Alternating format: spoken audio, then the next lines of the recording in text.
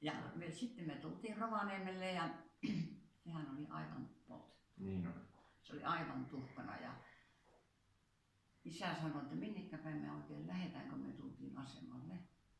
No sitten me kuitenkin tajuttiin, että tuolla päin on Oulussa, että me lähdettiin kävelemään. Ja sitten luultiin aina, että saksalaiset miinotti niin mahdottomasti tien varret kaikki. Ja me päätettiin kyllä sitten, että jos joku lehmä lähtee sinne metsään, niin se saa mennä, me ei mennä, koska siellä.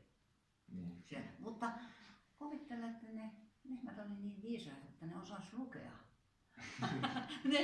ne ei kuule lähteneet, kun ehkä menneet miinoihin. Voiko siellä oma koti missään kunnossa? Mä kerron sulle. Me käveltiin ensimmäisenä päivänä 40 kilometriä lehmien kanssa ja tultiin kotiin. Mutta sitä ei ollut olemassakaan.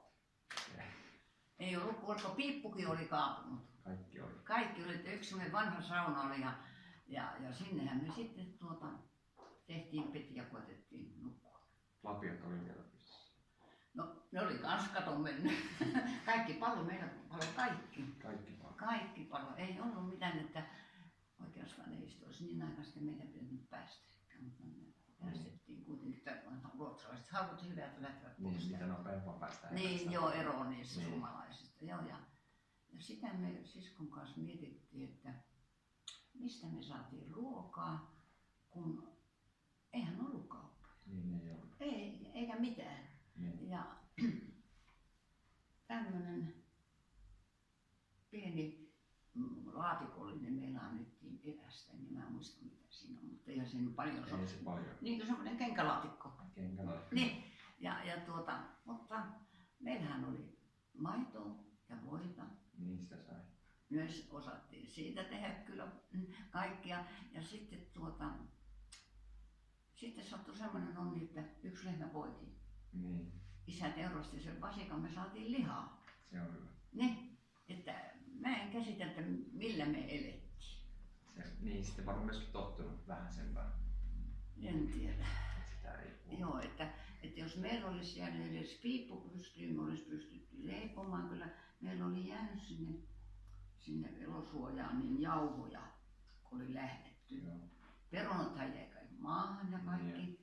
Niin isä sanoi yksi aamu, että lähdetään katsoa, mitä tuolla perunamaalla, että löytyisikö sieltä perunoita. No me kaivettiin kuule ja sieltähän löytyi perunoita.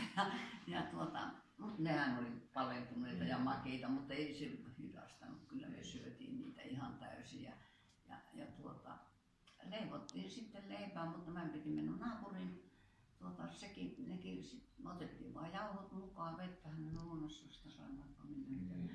Niin, mutta me leivottiin siellä naapurissa, kun siellä oli piippu pystyssä. Niin saatiin se uuni lämmitä. Meillä ei ollut edes piippua. Että siellä käytiin puolen kilometrin päässä leipomassa. Kävellen kannettiin. Ei ollut autoja. Ei ollut autoja. Eikä ollut polkupyöriä. Kaikkihan oli sitten hävitetty, taikka sitten ne oli viety jonnekin, eikä ne koskaan tulleet takaisin meidän tavarat. Se oli aivan tyhjästä lähdettä. Lähti sitten kummiskenttään. Tai siitä käytiin. No pakkohan se on. Pakko se. Niin, ei, mikä sinne muu auttaa. Ja kesä tuli, niin heinä kasvoi ja lehmät ja hevoset sai. Tai meillä oli vain yksi hevonen sillä hetkellä. Meillähän oli kotona kyllä normaalisti 6 hevosta, mutta isä luovutti ne armeijaan, koska se oli tärkeää, että ne sai sinne. Niin oli. Joo. Se on niin järkeä. Ja sitten mulla on vasta ihan, mä olin siinä 10 vuoden sisällä, että meillähän oli lampaitakin 5-60, mutta ne jäi kaikki metsään. Joo, niin. Siellä oli semmoinen tapa, että siihen aikaan kun oli valtion metsät, niin sinne vietiin keväällä, niin hevoset, kun niitä ei tarvittu kisa-aikaan, ne vietiin sinne ja lampaat vietiin, koko kylän lampaat. Ja nehän jäi sinne. Emme muistettukaan. Ne oli siellä 5-6 kilometrin päässä erämaassa ne lampaat sitten. Ja sinne kai ne kuoli sitten. En tiedä. Joo. Tai mikä siellä ei siellä, no kettujahan siellä on, niin siellä susia ollut ja hirviä ei silloin ollut Lapissa olemassakaan. Poroja oli kyllä.